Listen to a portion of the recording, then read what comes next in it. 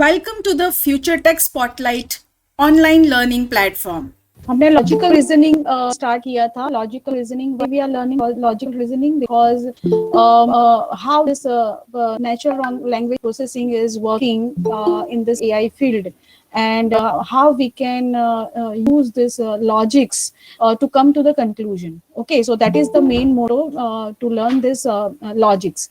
And this logics depending on main two methods. The first one is preposition logic. Yes, others very good. So prepositional logic is nothing but all sentence we are taking as a variable, and based on the sentences we are using connectors. We are having and operation, or operation, then implication, double by conditional statements. So based on the statement connector, we are using this connector, and we come to the conclusion and we prove the true statement. Okay, so that is what we have done with the prepositional logic. Now prepositional logic जो भी है हमारा वो जो है उसके base पे whatever the data we are having, we can infer new knowledge from the existing data, and that is what the inference rule we come with. There are few 7 to 8 rules we are having in propositional logic: disjunctive, conjunctive, yes, simplification rule. So we come to another conclusion altogether with existing knowledge. The knowledge, whatever the knowledge we are having, we are generating new knowledge, you can say.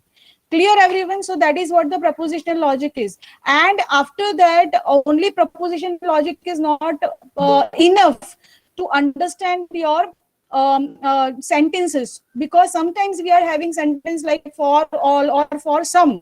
So for that type of, or maybe possible sometimes we are having comparison between two subject. Okay, that is also possible. तो यहाँ पे जितने भी logic है वो सभी logic किसके ऊपर बेस है? Subject and predicates.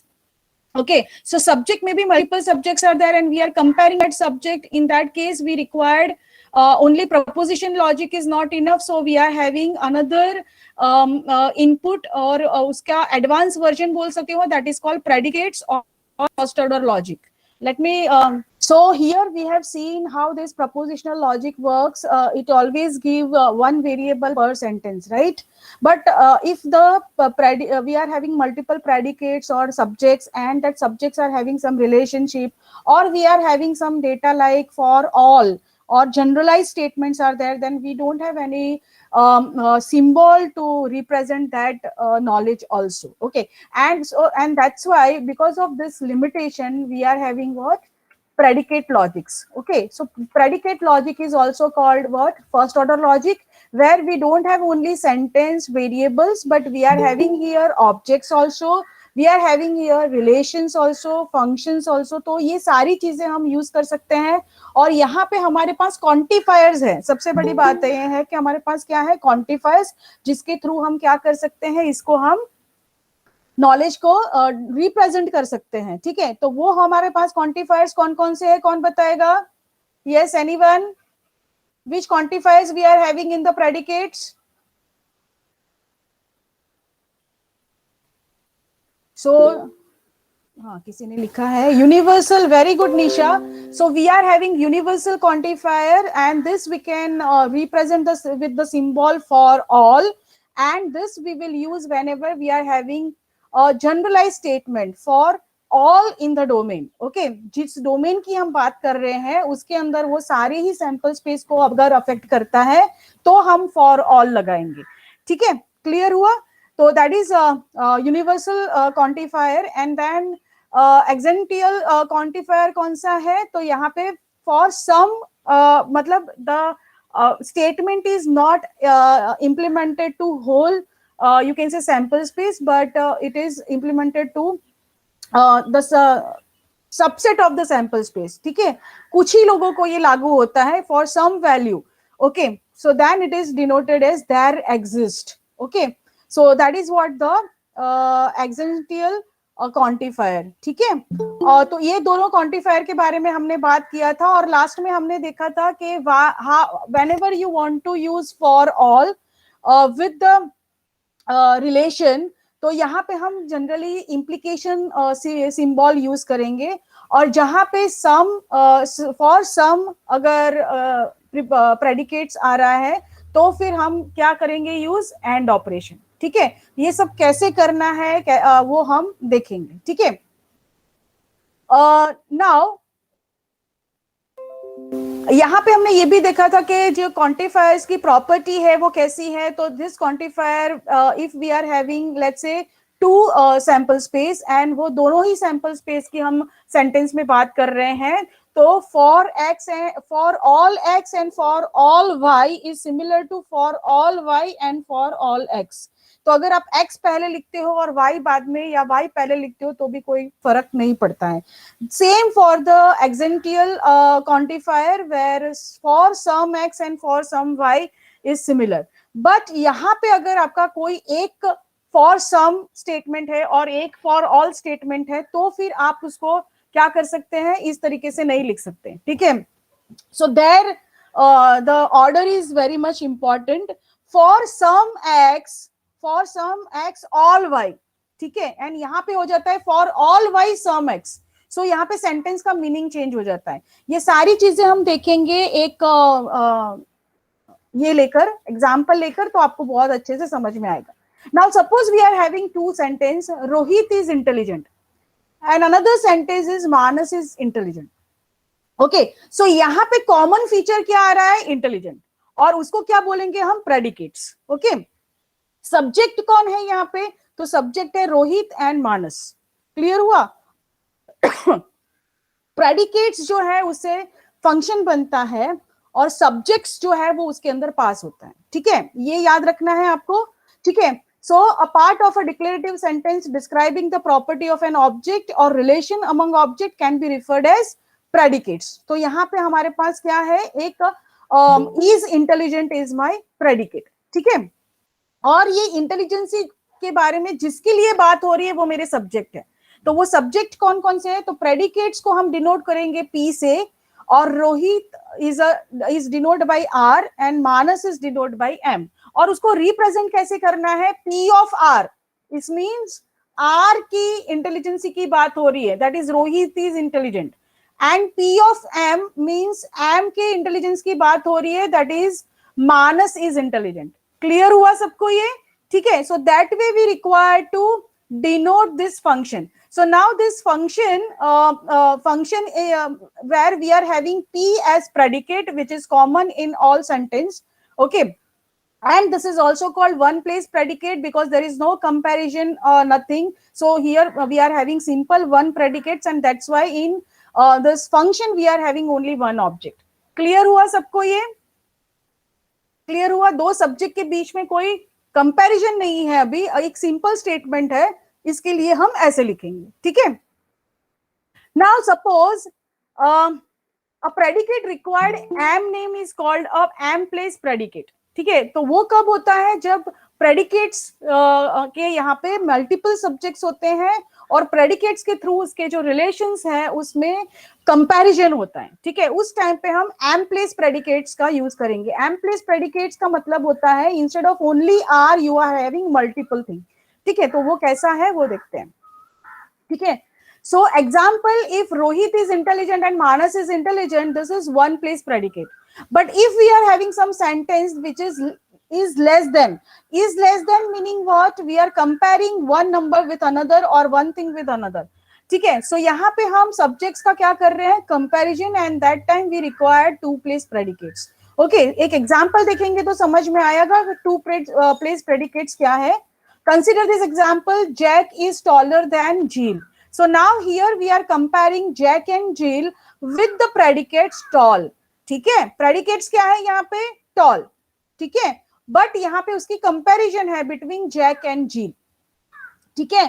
And that's why this predicate we can write like this, P J1 which is for Jack and J2 for Jill. ठीक है. So J1 means Jack is taller than Jill. समझ में आया सबको, कोई confusion है यहाँ पे?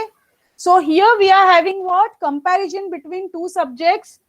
Okay. And that's why this with this comparison we require two place predicates instead of one place. So now we will see one by one few more examples, so you will get idea how we can convert our normal sentence into FOL, or you can say first order logic. Okay. So we are having some predicates and we require to we require to convert this following sentence into symbolic form. All birds are birds can fly. All birds can fly. ठीक है, तो यहाँ पे हमारे पास किसकी बातें हो रही हैं?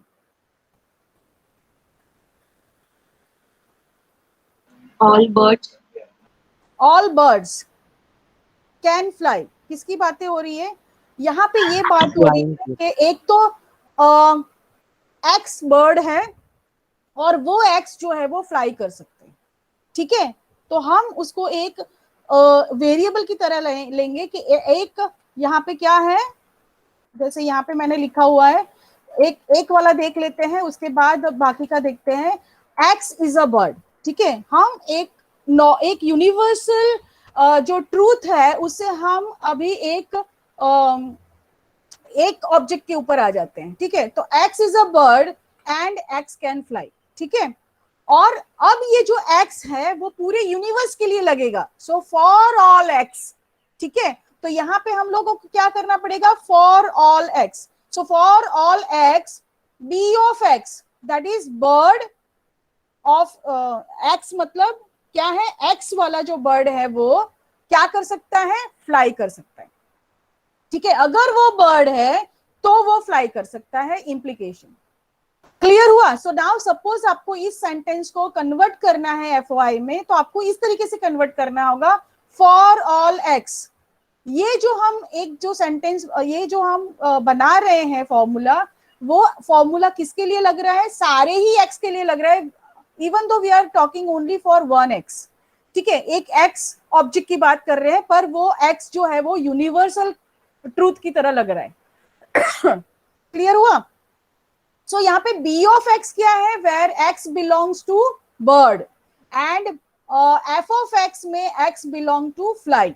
ठीक है, तो यहाँ पे b ऑफ x क्या है आपका? x is a bird. ठीक है, और अगर वो बर्ड है तो वो फ्लाई कर सकता है. जैसे हमने बात की थी, रूल ये है कि अगर फॉर ऑल लगता है तो आपको बीच में सिंबल क्या लगेगा? प्रेडिकेट के बीच में सिंबल कौन सा लगेगा? इंप्लीकेशन का. ठीक है, याद आया आपको रूल्स? रूल में हमारा सबसे पहला रूल यही था.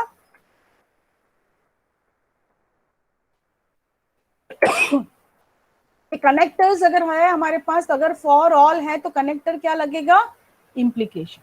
ठीक है, इसलिए हमने दो प्रेडिकेट के बीच में क्या लगाया है? इंप्लीकेशन. समझ में आया सबको ये? ठीक है, now another one is all babies are innocent. ठीक है, ऑल बेबीज आर इनोसेंट. हर अगर वो बेबी है तो वो इनोसेंट है. ठीक है, सो वापस कैसे लगेगा? हमारे पास कितने प्रेडिकेट्स हैं और कितने सब्जेक्ट के बारे में बात कर रहे हैं? Baby and innocent. Baby and innocent, वो दोनों क्या है? सब्जेक्ट. वो प्रेडिकेट्स है. प्रेडिकेट में प्रेडिकेट्स है, और हम लोग बात कर रहे हैं कौन सा? ऑल. ऑल माई सब्जेक्ट क्या है? ऑल. ठीक है, ऑल एक्स, और वो ऑल एक्स क्या है? बेबीज. ओके, और वो क्या है? इनोसेंट. ठीक है, तो प्रेडिकेट्स पहला कौन सा बनेगा? X are babies and x are innocent. ठीक है, अगर वो बेबीज है तो वो इनोसेंट है, बट वो एक्स जो है वो पूरे यूनिवर्स के लिए लगेगा. ठीक है, इसीलिए for all x B of x implies I of x. Clear हुआ सबको ये? ठीक है, तो अभी आप लोग मुझे चैट बॉक्स में बताओगे, ठीक है, कि किस तरीके से अभी नेक्स्ट किया जाए. There is an integer such that it is odd and prime. Yes. सबसे पहले how many predicates are there?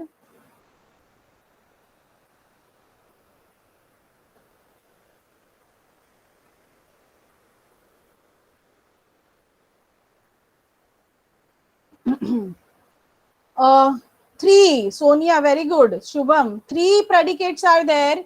Okay. So किस तरीके से लिखेंगे हम लोग? कैसे लिखेंगे हम लोग यहाँ पे? पहला है x is an integer. ठीक है, पहला कौन सा है? अगर हम इस तरीके से बात करें यहाँ पे, इसकी बात करते हैं।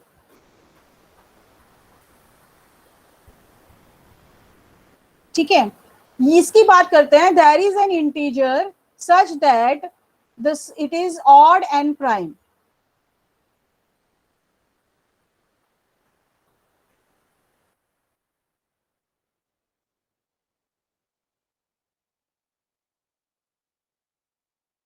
ठीक है, तो हम पहले सबसे पहले इसकी बात करते हैं। There is an integer such that it is odd and prime. So सबसे पहला प्रेडिकेट है आई एक्स। ठीक है, सबसे पहला प्रेडिकेट आई एक्स क्यों है? Because x, some x are integer. ठीक है, सी मैंने अननोइंगली बोल दिया, बट आपने अगर ऑब्जर्व किया हो तो some x are integer, some x, all integer can not become odd and prime both. ठीक है ना, सो सम एक्स यहाँ पे लगेगा, सम एक्स। क्लियर? अब वो क्या है? सच that it is odd and prime both. ठीक है, तो वो कैसा है? सच दैट मतलब यहाँ पे देना पड़ेगा कि वो ऑड भी है, ठीक है, और वो प्राइम भी है। यहाँ पे एंड ऑपरेशन, और वो प्राइम भी है, पी ऑफ एक्स। तो हमारे पास प्रेडिकेट होंगे I of x, some x are integer, some x are odd, okay, हाँ, x are odd and x are prime. ऐसे करके हमारे पास 3 प्रेडिकेट होंगे और यहाँ पे एंड ऑपरेशन लगेगा। क्यों एंड ऑपरेशन लगेगा? क्योंकि यहाँ पे बताया गया है कि it is odd and prime. Clear हुआ सबको ये? तो एक सम इंटीजर ऐसा है कि अगर वो एक्स है तो वो क्या है? ऑड है एंड प्राइम नंबर भी है। ठीक है, पर वो पूरे यूनिवर्स के लिए वी कैन नॉट से। ठीक है, तो हम सारे यूनिवर्स के लिए ये नहीं बोल सकते हैं। समझ में आया ये? ठीक है, so I of x, x is an integer, O x, x is odd, and P of x, x is prime, और for some x this is this.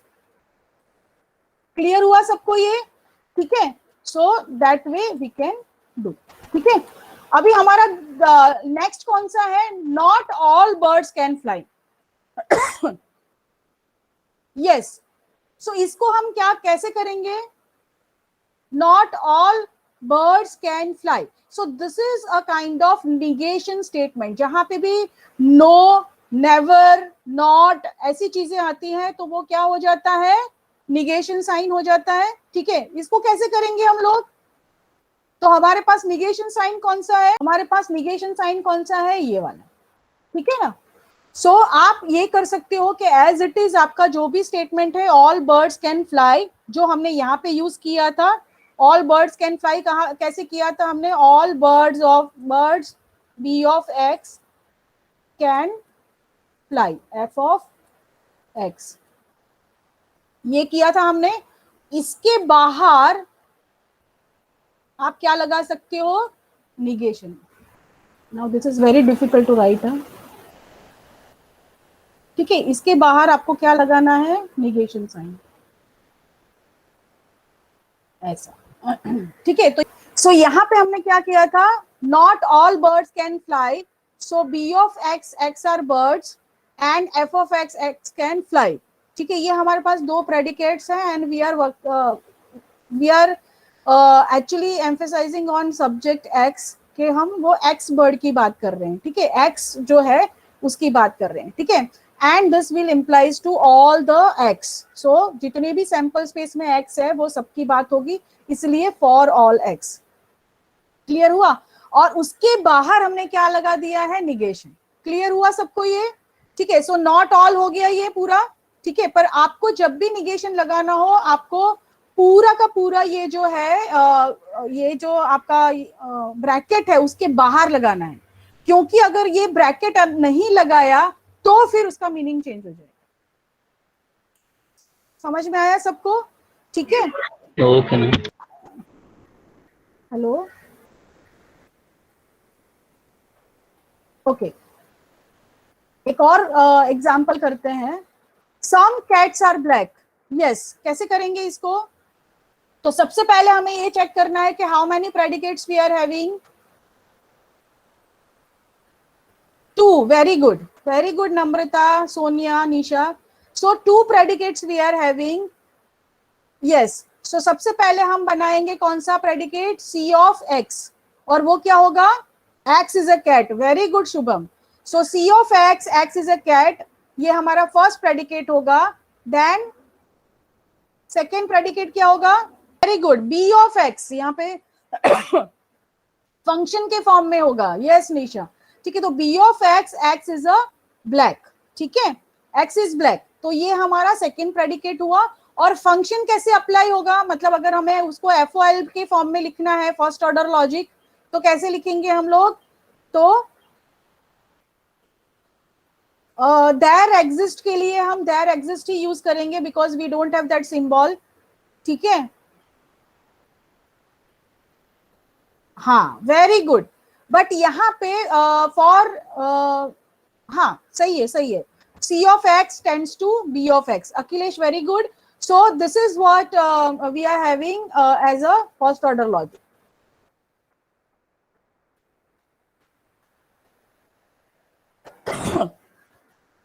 All buffaloes are black. ठीक है, तो सेम ही हमने जो previously किया था वैसा ही होगा, बट यहाँ पे सम की जगह पे क्या आ जाएगा? For all. क्लियर हुआ ना सबको? एक्स बफेलो है, एक्स ब्लैक है, सो यहाँ पे बफेलोज आर ब्लैक. तो हम ऊपर वाले के जैसा ही होगा एग्जैक्ट, बट यहाँ पे क्या हो जाएगा? सिर्फ सम की जगह पे फॉर ऑल लगेगा. क्लियर हुआ सबको? ये समझ में आ रहा है ना सबको कैसे लॉजिक यूज करना है? क्योंकि इसके आगे थोड़ा सा कॉम्प्लेक्स आता जाएगा, ये बहुत इजी वाला है. ठीक है, now every student in this class is either good at study और गुड इन स्पोर्ट्स. चलो, कौन बता? How many predicates we are having? 2. नहीं, 3 प्रेडिकेट्स. Yes, very good. कैसे 3 है हमारे पास? पहला प्रेडिकेट कौन सा है? Yes, X are students. Okay. Then second, X are good at study and X are good at sports. ठीक है, तो इस तरीके से हमारे पास 3 प्रेडिकेट्स हैं. ठीक है, अब इसको लिखना कैसे है? सो सबसे पहले हम ये देखेंगे कि सम एनवायरमेंट का जो सैंपल स्पेस है वो यूनिवर्सल बात हो रही है आपकी, कि फिर आप सबसेट की बात कर रहे हो? हम सबसेट की नहीं निशा, हम लोग यूनिवर्सल बात कर रहे हैं, because the keyword every student is written, है ना? Every student keyword has written, because every student है, तो हम हर स्टूडेंट के लिए बात कर रहे हैं. स्टूडेंट का जो भी हमारे पास सैंपल स्पेस है वो सभी स्टूडेंट को कवर कर रहे हैं. ठीक है, और वो सभी स्टूडेंट्स आइदर वो स्टडी में गुड है या फिर स्पोर्ट्स में गुड है. ठीक है, तो for all x, S of x that is students tends to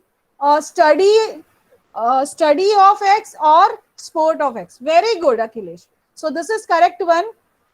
ठीक है, तो यहाँ पे हर स्टूडेंट्स, अगर वो स्टूडेंट है, एक्स अगर स्टूडेंट है, for all x if x is student then implies है वहां पे, देन स्टडी में गुड है या फिर और स्टेटमेंट या स्पोर्ट्स में गुड है.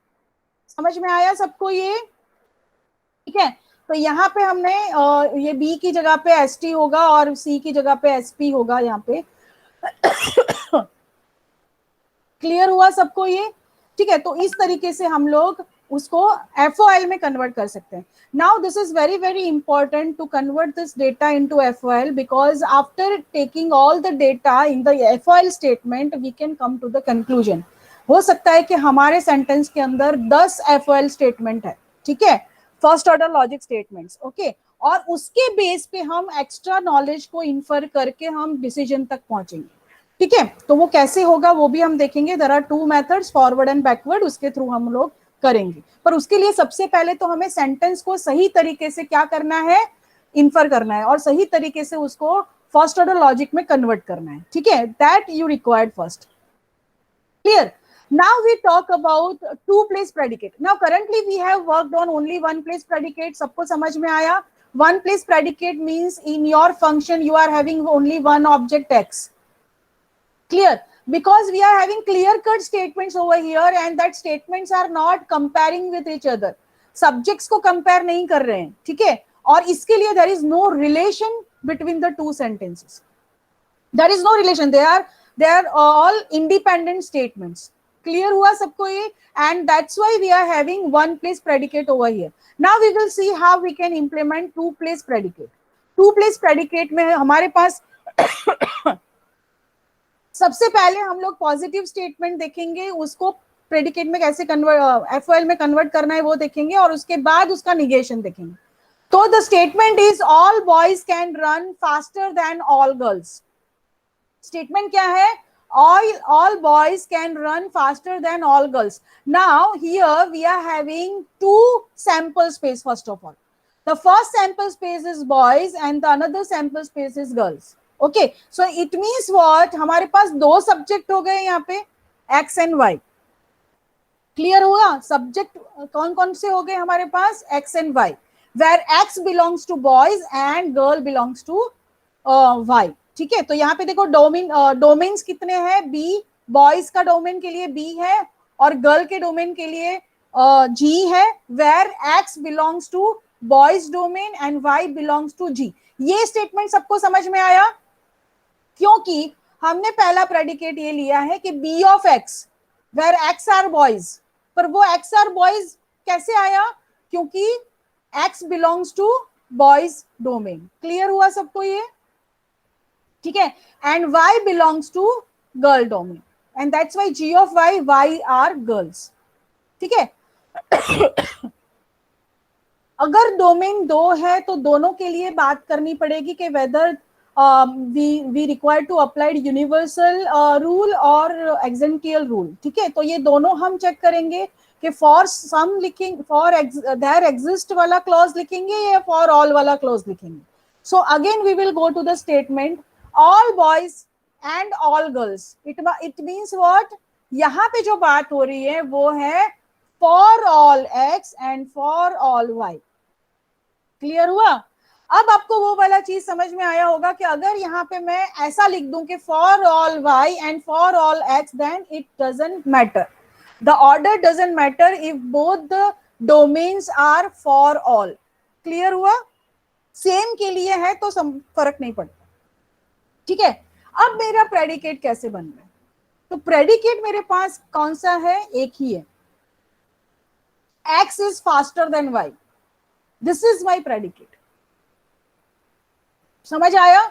सो यहाँ पे प्रेडिकेट्स अगर मैं c से डोमेन डिनोट करती हूं तो c of x comma y, it means x is faster than y. समझ में आया सबको?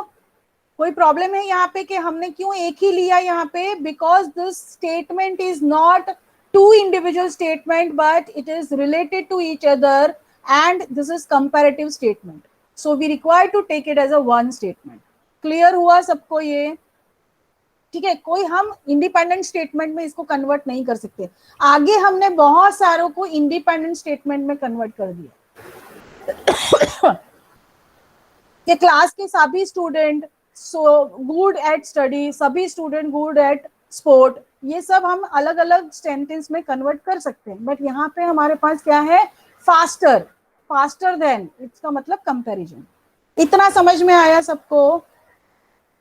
ठीक है, अब आपको क्या करना है? इसको निगेशन में कन्वर्ट करना है. Negate each of the following prepositions. Okay, so अगर मुझे इसको निगेशन में कन्वर्ट करना है तो निगेशन में कन्वर्ट कैसे होगा? सो इसका निगेशन ये होगा कि some boys cannot run faster than some girls. ठीक है, ये इसका निगेशन है. ठीक है, तो इसका निगेशन में हम लोग क्या कर सकते हैं? या फिर जो भी हमारे पास अफर्मेटिव स्टेटमेंट है उसके आगे हम नॉट लगा देंगे. ठीक है, जैसे मैंने पहले बात किया था, whenever you are negating any statement, okay, you require to give this bracket. This is very very important. Because if it is not in bracket तो इसका जो मीनिंग है वो चेंज हो जाएगा. तो अगर हम इस निगेशन को ब्रैकेट के अंदर लेते हैं तो क्या हो जाएगा? Not for all x. इसका मतलब होता है some x. Not for all y इसका मतलब होता है some y and not c of x comma y.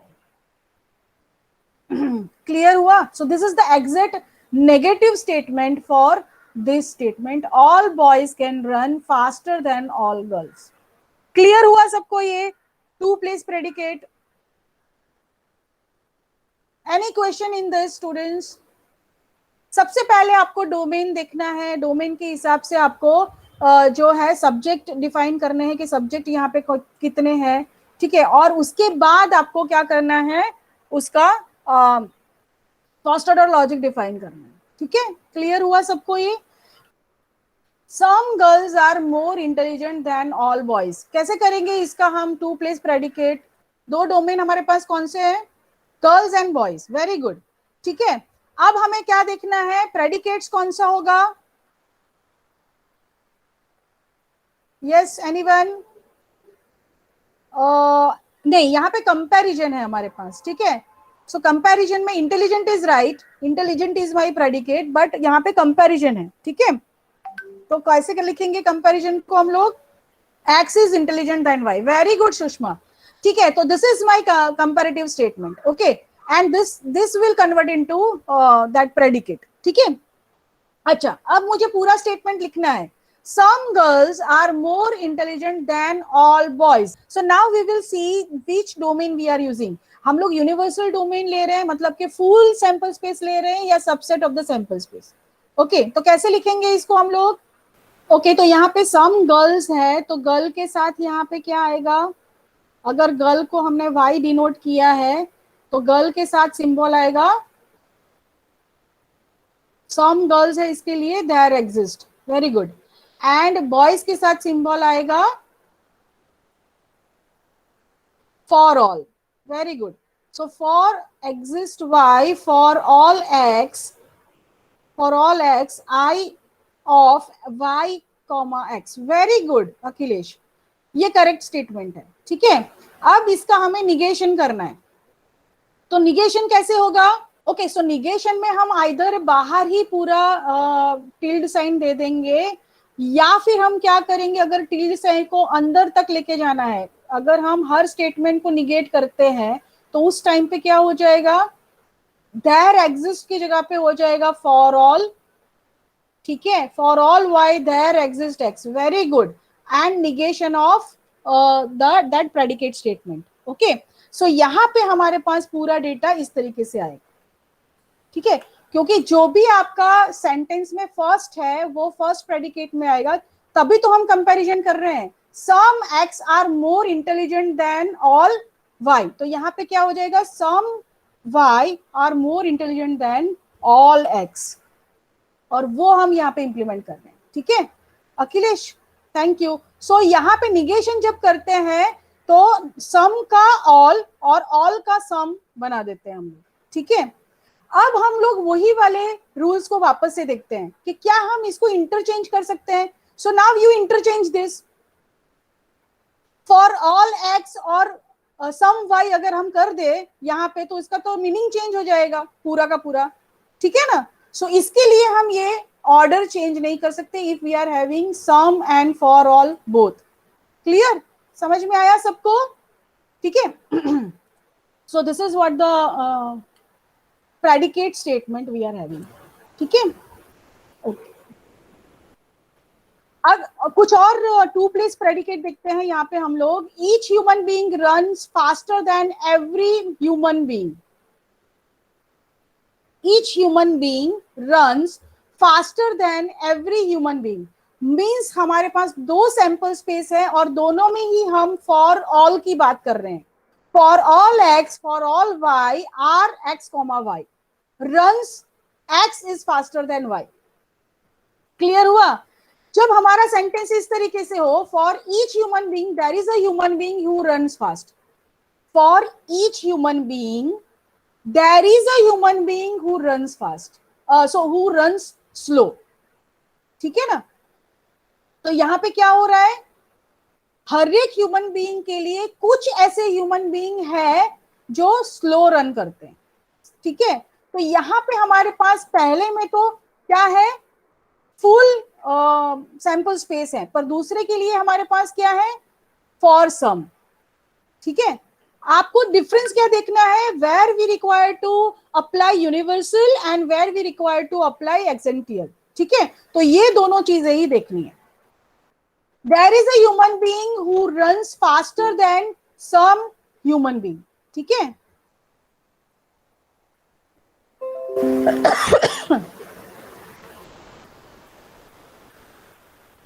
Okay, so यहाँ पे अखिलेश ने बोला है कि how there is a two subject, तो यहाँ पे दो सब्जेक्ट की बात हो रही है।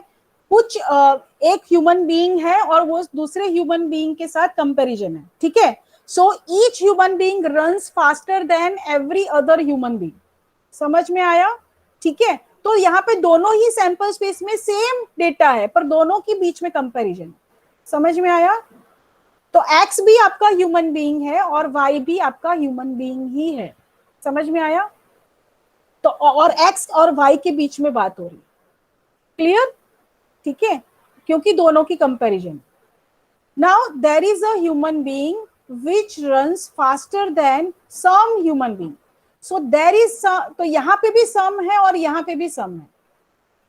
हर एक, यहाँ पे भी हर एक ह्यूमन बीइंग की बात नहीं हो रही। ठीक है, तो यहाँ पे इसलिए दोनों में ही सम आए। और there is a human being who runs faster than every other human being. ठीक है ना, तो यहाँ पे सम और फिर फॉर ऑल की बात होगी। समझ में आया कि इन दोनों का डिफरेंस क्या है, कब कौन सा यूज करना है, आपको चेक करना होगा कि किसके लिए क्या यूज हुआ है, उस हिसाब से आपको देना है। जब आप कंपैरिजन की बात करते हो तो कंपैरिजन में ऑलवेज आपके पास दो सैंपल स्पेस होंगे, तभी आप उसको कंपेयर कर सकते हो। समझ में आया सबको ये? ठीक है, तो अभी तक का सब समझ में आया? ठीक है, so now there are some inferences we can take through first order logic. और इन्फ्रेंसेस जैसे हमने प्रोपोजिशन लॉजिक से लिया था, modus ponens, modus tollens, that hypothetical syllogism. ठीक है, सिंप्लीफिकेशन, तो ये जो सारे हमारे प्रपोजिशन लॉजिक से इंफर हुए थे, वैसे ही फर्स्ट ऑर्डर लॉजिक से भी हम लोग कुछ नॉलेज जो है वो गेन कर सकते हैं। It means whatever the knowledge we are gaining through sentence, okay, पहले तो हमने उसको फर्स्ट ऑर्डर लॉजिक में कन्वर्ट किया। ठीक है, सो जो डेटा था उसको फर्स्ट ऑर्डर लॉजिक में कन्वर्ट करके हमारे पास कुछ क्या आया, कुछ हमारे पास नॉलेज आ गई। Now, whatever the knowledge we are having, using that knowledge, we are generating new knowledge. That is what inference in first order knowledge. Inference मतलब knowledge gain करना, ठीक है? Okay. So, और कुछ conclusion लाना, ठीक है? उसको बोलते हैं inference. Now, before we go for inference, दो टर्मिनोलॉजी देख लेते हैं फर्स्ट ऑर्डर लॉजिक का। एक टर्मिनोलॉजी है substitution and other terminology is equality. ये दो जो है वो टर्मिनोलॉजी, हम टर्मिनोलॉजी नहीं पर इसको हम वापस यूज भी करेंगे इसके अंदर। ठीक है, पहला है सब्स्टिट्यूशन। सब्स्टिट्यूशन का मतलब होता है कि when we are using predicates और we are using function as P of x. Okay, जैसा कि मैंने चैट बॉक्स में लिखा है पी ऑफ एक्स। ठीक है, और अगर ये पी ऑफ एक्स में कोई पर्टिकुलर एक्स के लिए यूज कर रही हूं, ठीक है, जैसे कि पी ऑफ जॉन। ठीक है, अगर मुझे वो जॉन के लिए यूज करना हो, वो एक्स की वैल्यू जो है वो जॉन के लिए यूज करनी है, कोई कांस्टेंट के लिए यूज करनी है, तो मुझे उस टाइम पे इस तरीके से लिखना होगा कि I am replacing now x with a. ठीक है, इसका मतलब नाउ ऑनवर्ड्स जब भी हम वो पर्टिकुलर फॉर्मूला लिखेंगे या फर्स्ट ऑर्डर लॉजिक लिखेंगे, तो अब हम x की जगह पे क्या लिखेंगे, a लिखेंगे। That is what the substitution. ठीक है, कि हम जनरलाइज से हम एक प्रॉपर पर्टिकुलर ऑब्जेक्ट पे आ रहे हैं। ठीक है, सो p ऑफ x की जगह पे हम p ऑफ जॉन, ठीक है, उसके तरफ जा रहे हैं। ठीक है, क्लियर हुआ? ठीक है, जैसे हमने बर्ड की बात की थी b ऑफ x, ठीक है ना, x is a bird, b of x। But अगर हम कोई पर्टिकुलर बर्ड की बात कर रहे हैं तो b of let's say crow या b ऑफ पिजन। ठीक है, सो वो हम क्या कर रहे हैं, सब्स्टिट्यूट कर रहे हैं वैल्यू। क्लियर हुआ सबको?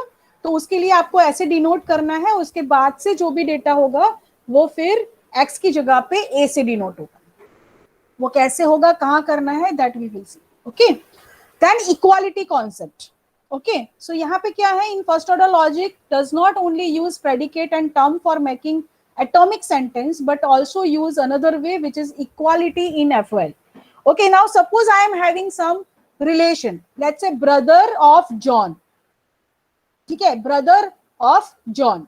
ठीक है, और मुझे पता है कि जॉन का ब्रदर कौन है, तो वो ब्रदर, जॉन का ब्रदर है स्मिथ, तो you can directly use Smith for this statement.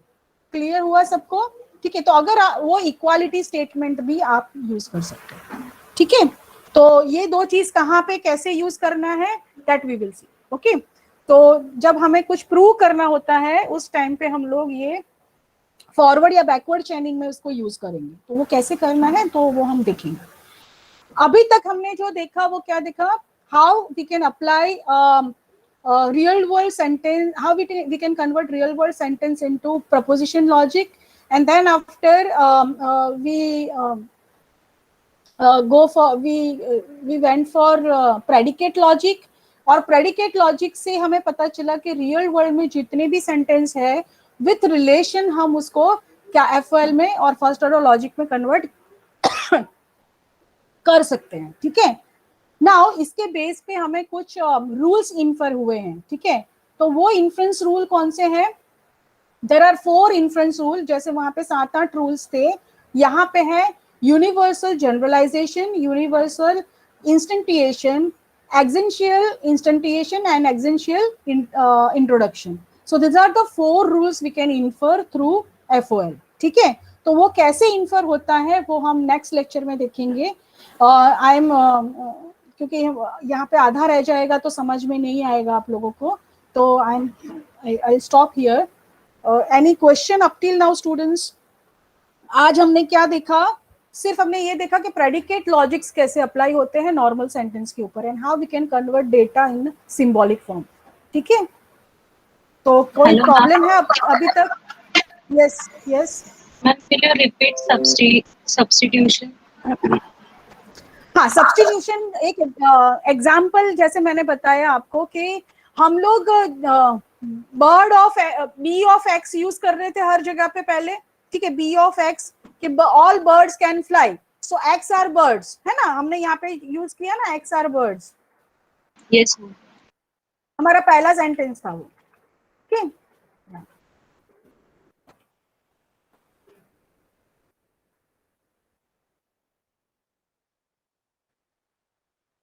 है ना, x is a bird and x can fly. अब ये जो है वो यूनिवर्सल डेटा हो गया एक्स. ठीक है, बट आपको कोई प्रॉपर सब्स्टिट्यूट करना है उसकी जगह पे data as per your knowledge, कि भाई मेरे नॉलेज में ये आया कि अभी जो बर्ड की बात हो रही है वो बर्ड है पिजन, लेट्स से. ठीक है, तो आप क्या कर रहे हो, एक्स को पिजन से कन्वर्ट कर रहे हो. ठीक है, तो अभी बर्ड पिजन की बात हो रही है. ठीक है, वो अगर आपको पता है, ठीक है, तो उस हिसाब से आप एक्स को क्या कन्वर्ट करोगे, किससे कन्वर्ट करोगे, पिजन से कन्वर्ट करोगे. जब आप कन्वर्ट करोगे उस टाइम पे आप जिस फॉर्म में उसको लिखोगे वो फॉर्म ये होगा. हम लोग एक्चुअली एग्जांपल करेंगे तो समझ में आएगा, ऐसे नहीं समझेगा. F of A divide by x, इसका मतलब क्या हुआ, B of pigeon divide by x. और उसके बाद जब आप बी फंक्शन यूज करोगे उसके साथ क्या आएगा, pigeon instead of x. Clear? That is what the substitution. ठीक है, yes, anything else students? We will see this example in first order logic, forward chaining में. ठीक है, Thank you everyone.